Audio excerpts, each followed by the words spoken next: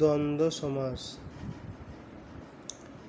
প্রিয় ছাত্রছাত্রীরা, আমার বন্ধু ছাত্রছাত্রীরা, দ্বন্দ্ব সমাস সম্পর্কে আলোচনা শুরু করব। একটা ভিডিওতেই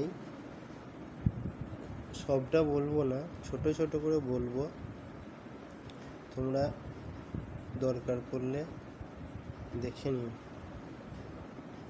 প্রথমেই বলি, দ্বন্দ্ব শব্দের অর্থ জোড়া।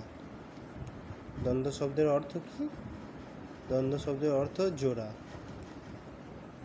যে সমাসে দুই বা ততোধিক পদ মিলে এক পদ হয় এবং উভয় পদের অর্থই প্রধানরূপে প্রতীয়মান হয় তাকে দ্বন্দ্ব সমাস বলে। দ্বন্দ্ব সমাস কাকে বলে? আরেকবার বলছি, যে সমাসে দুই বা ততোধিক পদ মিলে এক পদ হয় এবং উভয় পদের অর্থই প্রধানরূপে প্রতীয়মান হয় তাকে দ্বন্দ্ব সমাস বলে।